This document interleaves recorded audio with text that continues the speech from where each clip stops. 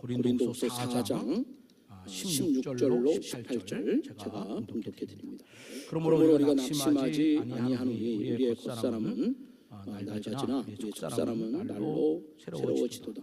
우리가 잠시 받는 환난에 경한 것이 지극히 크고 영원한 영광의 중한 것을 우리에게 이르게 함이니 우리가 주목하는 것은 보이는 것이 아니요 보이지 않는 것이 보이는 것은 잠깐이요 보이지 않는 것은 영원함이라. 아멘. 이 시간 우리 남성 중창 우리 나오셔서 찬양으로 하나님께 영광을 돌리겠습니다.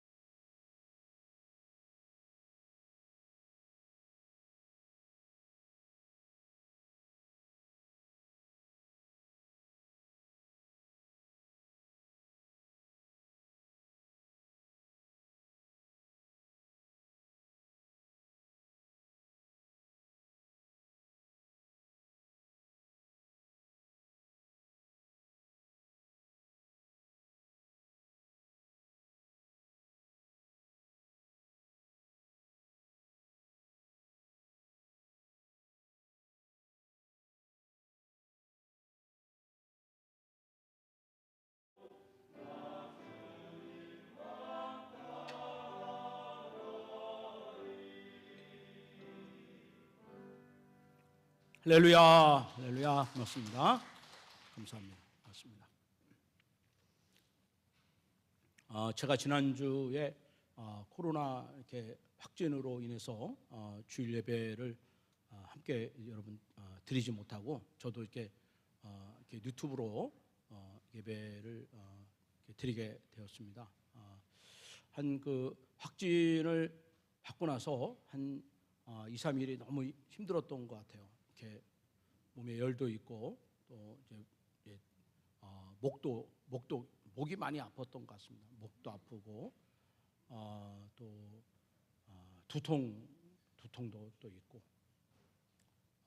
기침도 나오고 한 3일을 굉장히 심하게 좀 앓고 나니까 4일 정도 이렇게 지나고 나니까 다시 몸이 조금씩 이렇게 회복이 되는 것 같습니다. 그래서 이제 그러고 나니까 지난 금요일 날부터는 이게 좀 몸이 컨디션이 이제 다시 제자리로 돌아왔다 하는 느낌을 받아요. 이제 좀 걱정되는 거는 주일날 목소리가 안 들어오면 어떡하나 하는 걱정이 있었는데 감사하게도 목소리가 잘 돌아와서 이렇게 여러분들에게 말씀 전하게 돼서 참 감사를 드립니다. 제일 힘들었던 것은 이렇게 아프고 격리되는 것보다 집사람이 저를 벌레 보듯이 이렇게 멀리하는 게 참 힘들었어요. 가까이 오지 말라고 그러고 말이죠. 이렇게 우리 아들이 이렇게 똑똑 문을 두드리면 거기 밥이랑 국이랑 와 있어요. 그럼 이제 그걸 들고 가서 이렇게 혼자 또 밥을 먹는데 참 그 혼자 이렇게 밥그릇 들고 이렇게 먹는 게 참 힘들더라고요. 다시 설거지해가지고 그 자리에 갖다 놓으면 또 이제 가져가고 이런 식으로 이렇게 시간들을 보냈습니다. 어디서 이렇게 저도 확진이 됐는지 이렇게 알 수가 없어요. 여러 사람을 만났으니까 참 알 방법이 없습니다. 그러니까 저도 이제 저로 인해서 또 다른 분들 피해를 입지 않게 해서 이렇게 최대한도로 저를 격려하고 사람들 만나는 거 절제하고 이렇게 시간을 보냈는데 어쨌든 여러분 마스크 잘 쓰고 다니시고 식사할 때도 이렇게 거리 잘 두시고 그렇게 하시면서 몸을 몸 관리를 이렇게 좀 잘 하시길 바라겠습니다. 코로나 확진 가운데 있어도 여러 교우들이 이렇게 전화해 주시고 또 격려해 주시고 기도해 주셨던 것이 굉장히 큰 힘이 됐던 것 같습니다. 또 이 자리를 통해서 감사를 드리고 또 제가 새벽 기도회를 인도를 못했는데 우리 원로 장로님들이나 시모 장로님들이 저 대신 새벽 기도의 자리를 잘 지켜줘서 또 이 자리를 통해서 감사의 말씀을 드립니다. 저는 오늘 이 겉사람 또 속사람이라는 제목으로 말씀을 전해주도록 하겠습니다. 제가 전에 섬기던 교회에서는 매일 일주일에 한 번씩 학교 전도를 다니는 교사들이 있었어요. 근데 어느 날 한 권사님이 학교 전도를 다녀와서 화가 난 얼굴로 교회 사무실에 들어오는 거예요. 그러면서 이 권사님이 말씀하시기를 목사님 나 이제 학교 전도 안 나가겠다고 막 그렇게 화를 내는 거예요. 저분이 저럴 분이 아닌데 왜 그런가. 그래서 궁금한 마음으로 이렇게 여쭤봤어요. 권사님 무슨 일이 있으셨냐, 전도하다가 무슨 일이 있었느냐 그렇게 여쭤봤습니다. 그랬더니 이 권사님이 하시는 말씀이 내가 이렇게 전도를 하는데 초등학교 아이들이 나보고 할머니라고 그랬다는 거예요. 할머니라고. 이 권사님이 남매가 있었는데 아직 시집 장가갈 그런 나이가 아니에요. 이제 한 20대 초반의 아이들인데 그 아이들이 이 권사님 보고 할머니라고 그랬다고. 내가 아직 손잡을 나이가 아닌데 할머니라고 했다고. 그러니까 권사님 마음속에 아이들이 그렇게 자기를 보는 것이 굉장히 좀 상처가 됐던 것 같아요. 그래가지고 나 이제 학교 전도 안 나가겠다고 나 이렇게 화를 내시는 거예요. 이제 그 다음에 또 전도를 계속 나갔지만 사실은 이제 우리 그 권사님뿐만 아니라 이제 우리 다 좀 다른 사람이 나를 좀 바라볼 때 좀 이렇게 젊게 보고 또 이렇게 좀 건강하게 보고 그러면 참 좋을 것 같아요. 저는 우리 창겸이랑 이렇게 다니면 다른 사람이 나보고 형이냐고 물어보기도 합니다.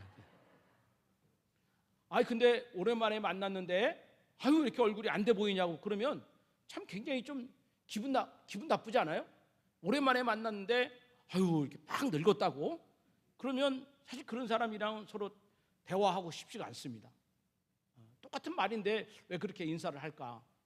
그 이제 모든 사람들의 이 관심 속에는 좀 남들에게 이뻐 보이고 좀 건강하게 보이고 좀 잘생겼다 소리 듣고 싶은 이런 마음이 있어요. 그래서 좀 화장품도 좋은 게 있다면 좀 비싸더라도 부담되더라도 좀 화장품도 발라보고, 또 기회가 되면 뭐 피부 마사지도 좀 받아보고, 또 여유가 있으면 이렇게 성형 수술도 좀 받아보고 말이죠. 주사도 맞아보고 뭐 이러고 싶은 마음이 다른 모든 사람들의 그 소원된 공통적인 그런 마음이에요. 왜 사람들이 이렇게 외모에 관심이 있을까? 요즘은 그 어느 때보다도 사람을 평가하는 여러 가지 기준이 있을 거예요. 여러 기준, 뭐 그 사람이 학교를 어디 나왔느냐, 또 그 사람의 인격이 어떠냐, 또 그 사람의 말솜씨가 어떠냐, 성격이 어떠냐, 여러 가지 사람을 평가할 수 있는 기준이 있는데, 근데 요즘 사람들의 가장 중요한 그 기준은 외모입니다. 외모 또는 키, 이거를 가장 중요하게 여기고 그것으로 사람을 판단하는 그런 시대에 우리가 살아가고 있어요. 마치 외모 지상주의 말이에요. 이쁘면 다 봐주고 말이죠. 이게 모든 사람들의 마음속에 다 깔려 있는 거예요. 근데 오늘 우리가 본문에 보면 사도 바울은 사람을 보는 기준이 우리랑 달랐다.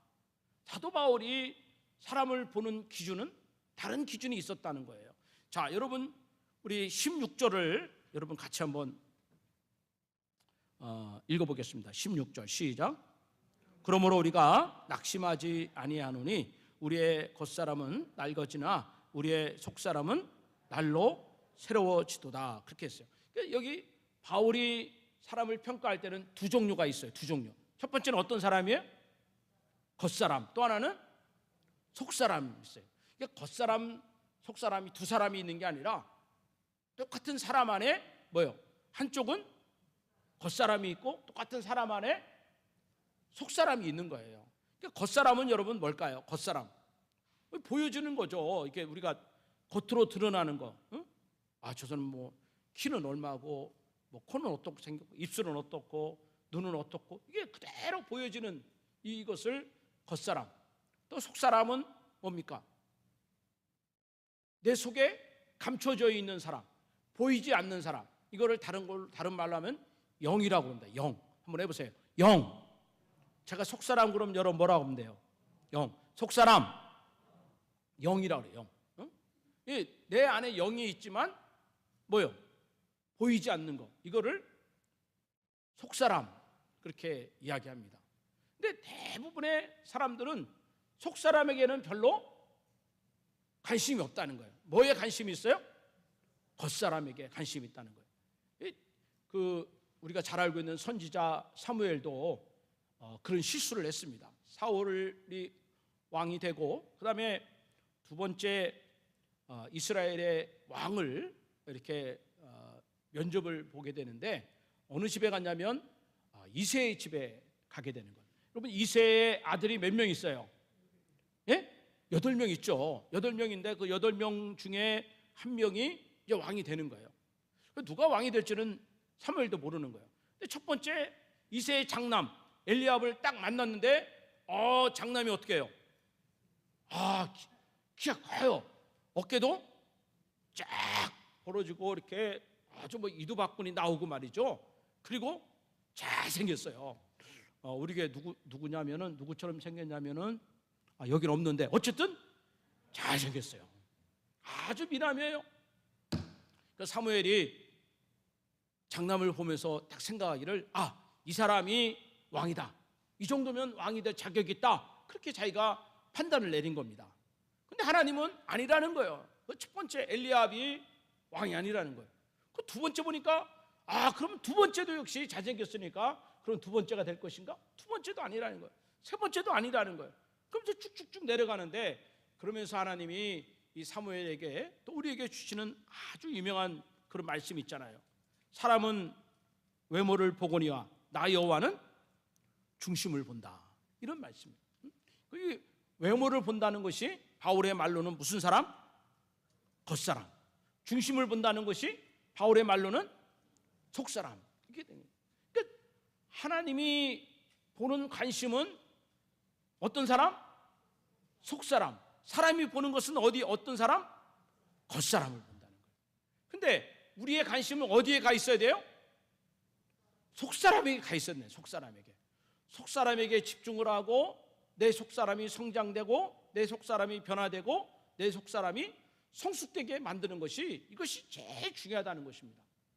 그러면서 이제 바울은요 16절을 다시 보면 이 겉사람과 속사람의 차이점을 이야기합니다. 어떤 차이점이 있을까? 우리가 16절을 다시 보면은 우리의 겉사람은 어떻게 된다 그랬어요? 낡아진다 그랬어요. 제가 겉사람 그러면 여러분들은 낡아진다 이렇게 하시면 돼요. 겉사람 다시 겉사람 뭐예요? 낡아진다. 겉사람이 낡아지니까 사람들이 어떻게 자꾸 겉사람이 낡아지는 것으로 사람들은 어떻게 한다? 낙심한다는 거예요. 응? 겉사람이 이렇게 자꾸 쇠약해지고 힘이 없는 걸 보면서 사람들은 뭐예요? 낙심한다. 그렇게 이야기를 하는 것입니다. 그러나 반대로 이 속사람은 어떻게 된다? 날로 새로워진다는 거예요. 날마다 이 속사람은 새로워지고 아름다워지고 담대해지고 온유해지고 주님 닮아가고 성숙되는 이런 모습으로 변화가 된다. 이것을 이야기를 하고 있습니다. 우리가 겉사람이 낡아진다. 이것을 우리가 모르는 사람이 어디 있겠어요? 응? 시간이 지나면서 검은 머리가 다 흰머리로 변하고 허리가 굽어지고 시력이 어두워지고 청력이 잘 희미해지고 말이죠. 곱던 얼굴이 다 주름살이 생기고 또 기억력이 희미해지고 이게 자꾸 시간이 지나면서 쇠약해지는 거예요. 그러면서 속상한 거예요. 내가 왜 이럴까 말이죠. 응? 내가 왜 이럴까? 그리고 그 전에 돌아가신 유영희 권사님은 교회 올 때마다 아이고 내가 왜 그러지? 응? 계단 올라갈 때마다 아이고 내가 안 그랬었는데 입에 이게 다 속상하니까 그런 거예요. 속상하니까. 젊을 때는 말이죠. 젊을 때는 그냥 말같이 다니고 날라다니듯이 이렇게 일을 하고 봉사하고 그랬는데 나이가 드니까 하고 싶은 생각도 없고 할 수도 없고 그러니까 그런 모습을 보면서 내가 왜 이럴까? 그 속상하고 낙심하는 그런 생각을 갖게 되는 것입니다. 이것은 누구에게나 다 찾아오는 일이에요. 아무리 세상 없는 인기 있는 배우라 그래도 여러분 나이가 70이 되고 80이 되면 다 늙어가는 거예요. 아무리 재벌이라도 여러분 오는 세월을 어떻게 막을 수가 있겠습니까? 다 찾아오는 것입니다. 막을 수도 없고 이거를 부정할 수도 없는 거예요. 근데 여러분 제가 여러분들에게 오늘 또 이 말씀을 통해서 우리가 생각해야 되고 깨달아야 할 것은 겉사람이 여러분 쇠약해지고 겉사람이 낡아지고 겉사람이 무너지는 것은 다 오는 거기 때문에 모든 사람들에게 찾아오는 육체적인 질서이기 때문에 이거를 우리가 낙심할 필요는 없는 거예요. 이것으로 우리가 좌절할 필요도 없는 거예요. 근데 문제는 뭐냐? 겉사람도 쇠약해지고 우리의 속사람도 쇠약해지고 여러분 이게 문제가 되는 것입니다. 겉사람은 늙어진다는 것을 이해를 하지만 우리의 속사람도 우리의 내 안에 있는 영도 점점 나약해지고 믿음이 없어지고 흔들리고 좌절하고 중심에 서 있지 못하고 자신감이 없고 소망이 없는 그런 인생을 살아간다면 이건 정말 불쌍한 그런 인생이 되는 거예요. 여러분들은 한번 생각해 보십시오. 여러분 영이 정말 살아있는 영인가? 여러분 영이 날마다 하나님께 더 가까이 가고 있는가? 여러분 영이 어제보다는 오늘이 더 성숙되고 있는가? 내가 어제보다는 오늘이 더 주님께 가까이 가고 있는가? 여러분 이것을 한번 우리가 곰곰이 생각해 봐야 되는 것입니다. 하나님께서 인간을 지으실 때 처음에는 그 흙으로 사람을 지으셨다 그렇게 말씀을 했습니다. 이것을 우리가 뭐라 하냐면 육신이다 이렇게 이야기합니다. 육신. 근데 그것으로 사람을 다 되었다 얘기하지 않고 그 다음에 뭐예요? 그 사람의 코에 생기를 불어넣었다. 그랬더니 사람이 뭐가 되었다? 생명이 되었다. 그렇게 성경은 이야기를 하고 있습니다.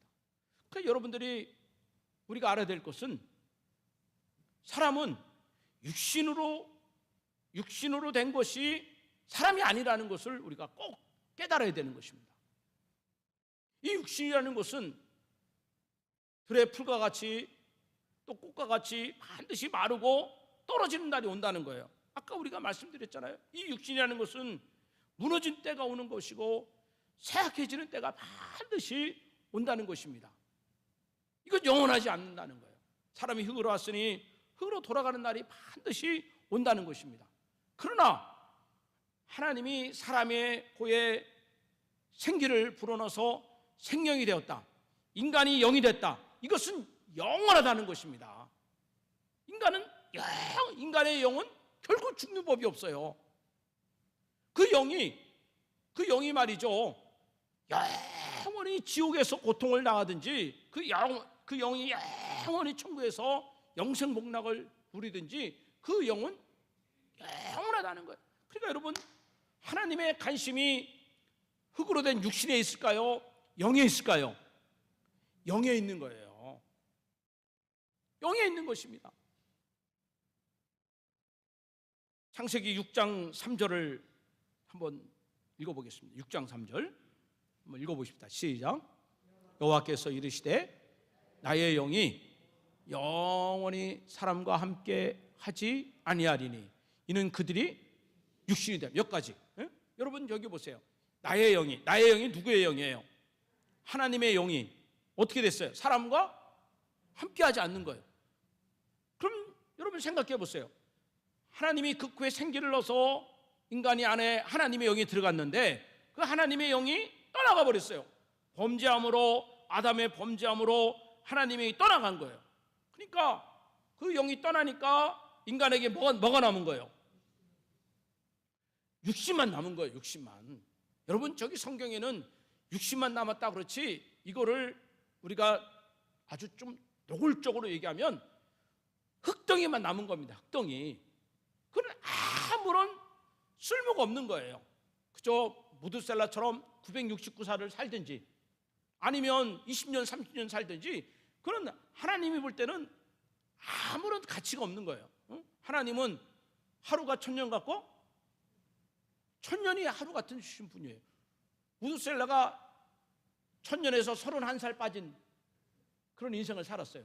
여러분도 무드셀라의 장수의 복을 누리길 바랍니다. 예? 야, 1000년을 살았으니 말이요, 별거 다 보고 자라지 않았겠습니까? 1000년을 살았으니 969살. 그러나 하나님 볼 때는 969살을 살았든지 30년을 살았든지 그저 흙이 무너지는 것은 이게 똑같다는 것입니다. 이게 여러분, 사람이 죽었다. 이거는 아무것도 아니라는 거예요. 이거는 흙으로 왔으니 흙으로 가는 것입니다. 이거 다 똑같은 진리예요. 똑같은 진리라는 거예요. 사람이 죽었다. 흙이 되는 것입니다. 그 사람이 죄악으로 말미암아 하나님을 떠나고 육신만 남은 이 존재들, 이것은 다 하나님을 생각하지 않고 그 다음부터는 죄질 생각만 하고 죄의 노예가 되고 죄의 반복을 하는 인생들이기 때문에 이거는 존재할 이유가 없기 때문에 하나님께서는 흙이 아니죠. 무엇으로? 물로 며칠 동안 40일 밤낮으로 물로 세상을 다 쓸어내린 거예요. 이게 그 쓸모없는 존재가 되었기 때문에 다 버린 것입니다. 그리고 하나님은 하나님의 말씀을 따라 하나님의 뜻을 이루는 그 사람들과 더불어 다시금 하나님의 영원한 나라를 이루기를 원하는 거예요. 여러분도 이 자리에 앉아있는 여러분도 마찬가지예요. 여러분도 70년 80년 사나 여러분 50년을 사나 하나님 볼 때는 그 육신에 아무런 관심이 없는 겁니다. 하나님 볼 때 제일 중요한 것은 그 영이 살아있느냐, 그 영이 죽어있느냐, 이게 가장 중요한 거예요. 근데 여기 6장 3절에는 그 영이 하나님을 그 영이 하나님을 예배하고 하나님을 찬양하고 하나님을 높여야 될 영이 떠나고 육신만 남아 있으니까 다 멸망하고 심판을 받아야 되는 것입니다. 그 결과 이사야 59장 2절에서는 하나님의 영이 떠난 인간에게 이런 일이 이루어지는 것입니다. 한번 읽어보겠습니다. 시작. 오직 너희 죄악이 너희와 너희 하나님 사이를 갈라놓았고 너희 죄가 그 얼굴을 가리워서 너희에게서 듣지 않으시게 됩니다. 마치 골짜기처럼 하나님과 인간이 떨어진 거예요. 뭐 때문에? 죄악 때문에. 죄악이 때문에 사람이 하나님을 바라보지 못하고 하나님이 사람에게 은혜를 베풀지 못하는 것입니다. 하나님의 음성을 들으려고 하지 않고 하나님의 음성을 듣고자 하는 이런 마음이 다 떠났어요. 죄 때문에 이렇게 하나님과의 소통이 끊어지고 하나님을 인정하지 않고 하나님을 예비하지 않고 하나님의 존재를 고백하지 않는 그런 인생이 되는 것입니다. 그 결과 사람은 육신을 따라 살고 정욕을 따라 살고 교만을 따라 살아가게 되는 것입니다. 고린도전서 2장 14절을 한번 여러분 보십시오. 고린도전서 2장 14절 시작. 육에 속한 사람은 하나님의 성령의 일들을 받지 아니하나니 이는 그것들이 그에게는 어리석게 보이며 또 그는 그것들을 알 수도 없나니 그러한 일은 영적으로 분별되기 때문이라. 여러분 거기 육에 속한 사람은 하나님의 일을 받을 수 있다 없다? 받지 못한다. 육에 속한 사람은 하나님의 일을 알 수도 없다는 거예요.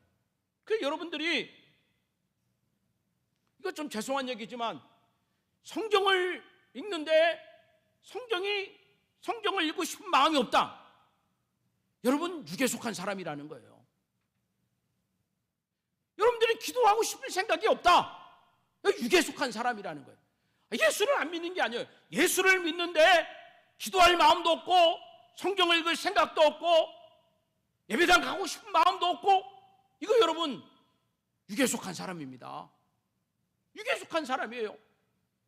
그 영적으로 성숙된 사람이라면 그 육의 생각, 혼의 생각을 이길 수가 있는데 육신에게 붙잡혔기 때문에 그 영이 줄다리기를 해서 영이 줄다리를 위해서 혼을 영에 굴복시키고 육신을 영에 굴복시키고 하나님의 뜻에 굴복을 시켜야 되는데 예수를 믿어도 예수의 영이 있어도 여전히 세상 생각에 붙잡혀 있기 때문에 기도할 마음도 없고 성경 읽을 생각도 없고 더 예배드릴 마음도 없고 더 하나님의 뜻대로 살아갈 마음도 없는 것입니다. 이 사람은 육신도 죽고 그 영혼도 죽는 이런 불행한 일이 벌어지는 거예요.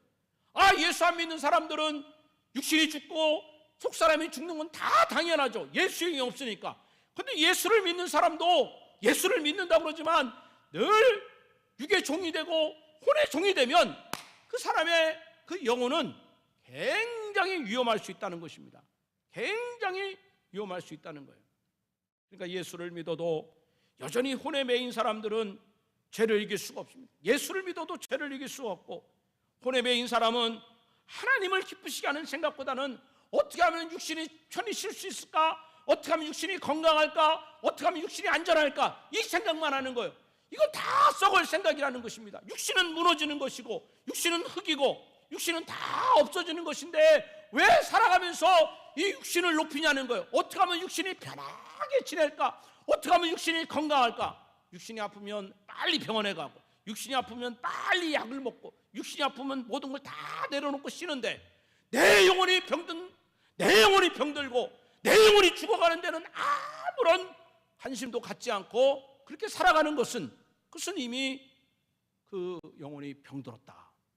그 영혼이 이미 육신의 종이 되고 있다. 그래서 맨날 공부한 거예요. 맨날 공부한 것입니다. 맨날 나약함에 빠져 있는 것입니다.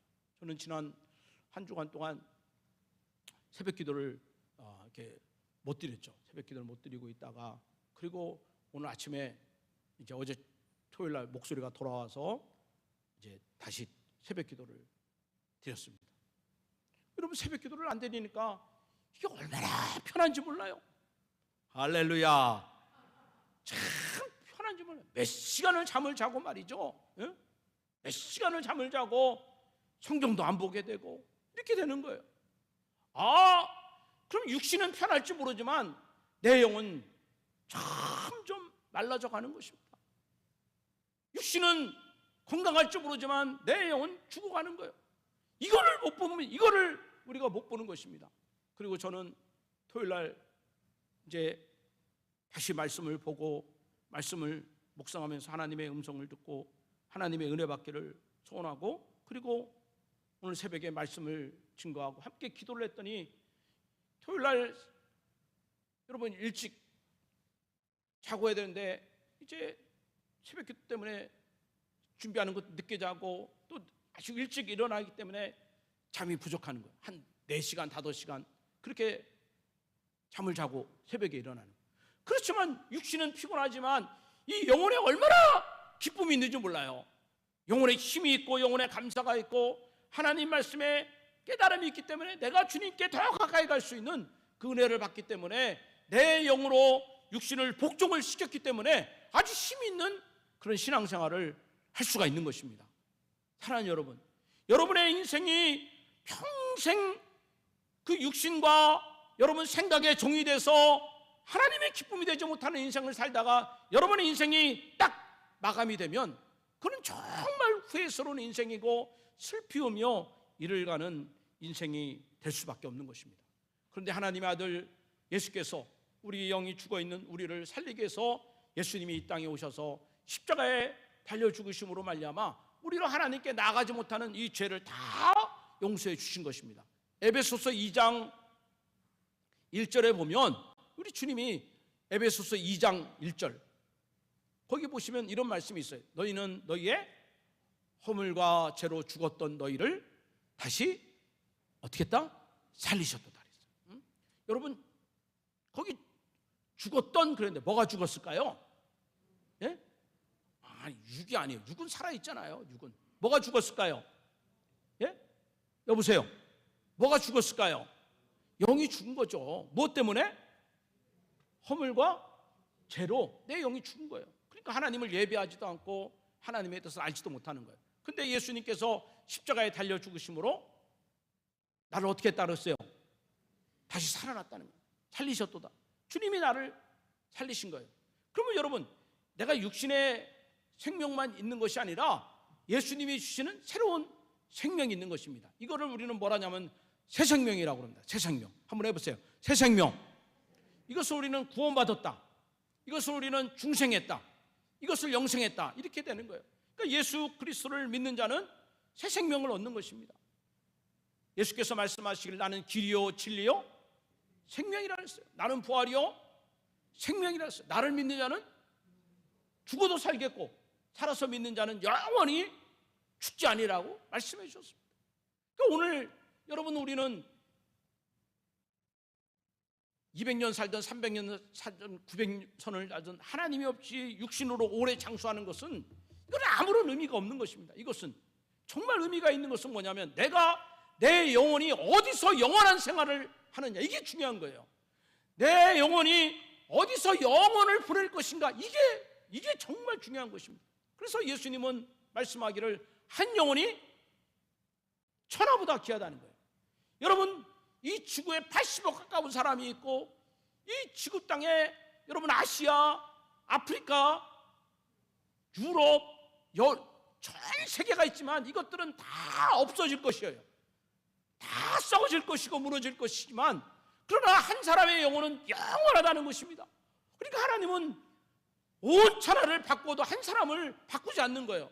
온 천하는 다 썩어지는 것이고 없어지는 것이지만 한 사람의 영혼은 영원하기 때문에 그 영혼을 우리 하나님은 원하고 계시는 것입니다. 그래서 이렇게 예수 그리스도를 믿음으로 말미암아 새 생명을 얻은 사람은 고린도후서 5장 17절에 그 사람은 뭐라고 하냐? 새로운 피조물이다. 그렇게 말씀하십니다. 한번 여러분 읽어봅시다. 시작.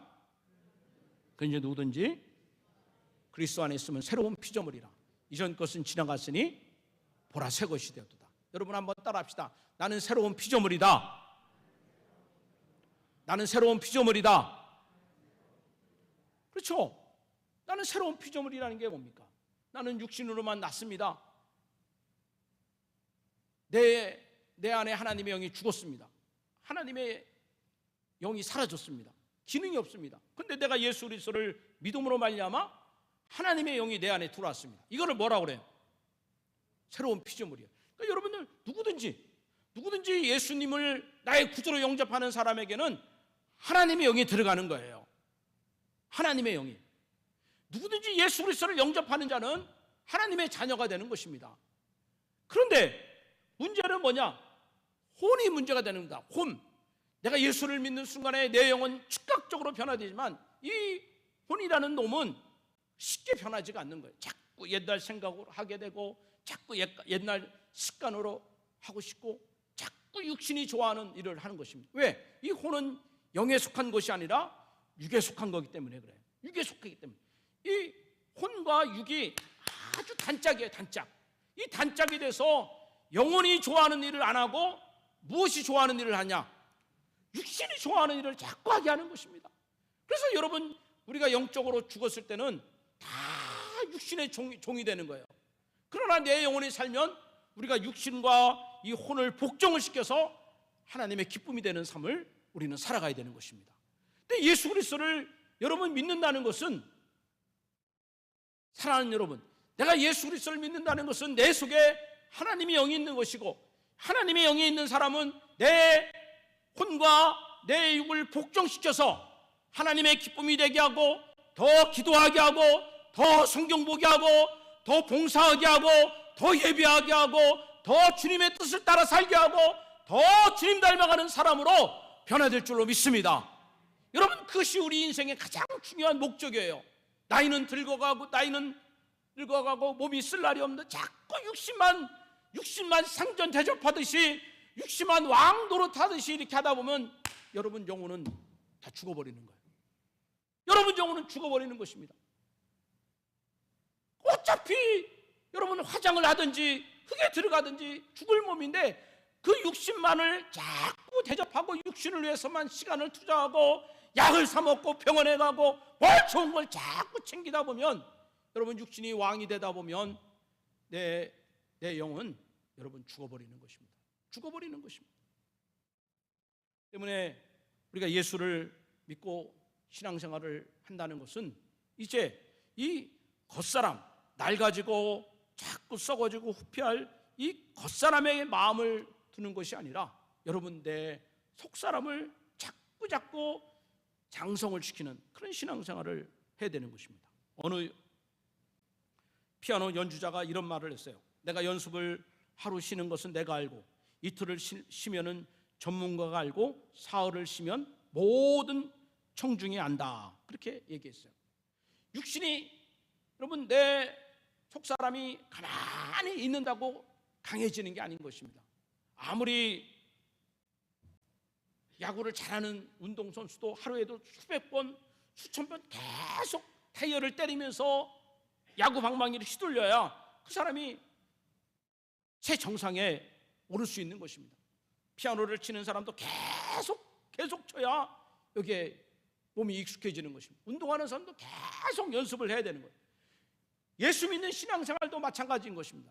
예수 믿는 성도가 주일날 딱 한 번 예배드리고 그 다음에 토요일부터 토요일까지 잘 주님과 관심이 없고 그저 육신이 좋아하는 생각하고 그저 쉬고 싶은 생각, 놀고 싶은 생각, 편히 있는 생각만 하다가 여러분 살면은 그는 마귀가 너무너무 잘하는 거예요. 하나님이 잘 알고 마귀가 알고 하나님의 기쁨이 되는 삶을 살지 못하고 후회하다가 결국은 슬피 울며 이를 가는 인생이 되는 것입니다. 로마서 8장 13절입니다. 로마서 8장 13절 한번 읽어봅시다. 시작. 너희가 육신대로 살면 반드시 죽을 것이로되 영으로서 몸의 행실을 죽이면 살리니. 다시 한번 읽어보세요. 시작. 너희가 육신대로 살면 반드시 죽을 것이로되 영으로서 몸의 행실을 죽이면 살리니. 할렐루야. 여러분 오늘 예배하는 여러분들은 여러분 영으로서 몸의 행실을 죽이는 여러분 되시기를 바랍니다. 크게 아멘 합시다. 할렐루야. 내 영으로서 여러분, 내 육신은 자꾸 쉬고 싶은데 내 영으로서 아니다. 너 예배의 자리 나가라. 너 예배의 자리 나가라. 내 몸은 두려운 게 많아요. 여러 가지 걸리는 게 많습니다. 코로나 때문에 힘들고, 병들까 봐 힘들고, 병원 갈까. 그건 육신의 생각이에요. 영혼은 나가라, 나가라. 오늘 사도 바울은 17절에 우리에게 말하기를 내가 당하는 환난은 잠시고 내가 당하는 고난은 아주 가벼운 거라고 그랬어요.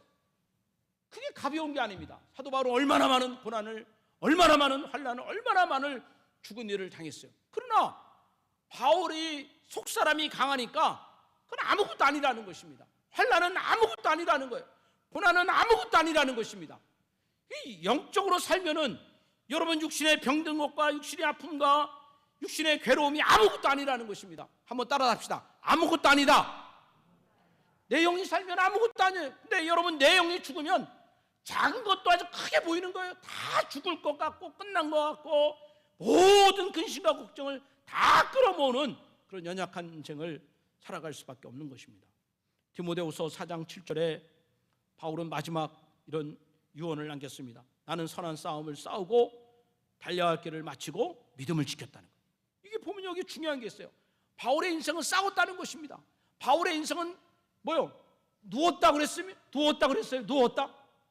바울이 앉았다 그랬습니까? 뭐라 그랬어요? 걸어갔다 그랬어요. 걸어갔다. 그리고 뭘 지켰다? 믿음을 지켰다. 그러니까 믿음을 지키기 위해서는 싸워야 되는 거예요. 여러분 육신과 싸워야 되는 것입니다. 예배드리는 것도 싸우는 것입니다. 예배드리는 것도 싸우는 것입니다. 여러분 신앙생활하는 것은 싸우는 거예요. 이 싸워야 되는 것입니다. 하나님의 기쁨이 되기 위해서 싸워야 되는 것입니다. 그리고 여러분 신앙생활은 달려가는 거예요. 나는 끝났다 이렇게 생각하면 안 돼요. 난 아무것도 못한다. 달려가는 거예요. 제가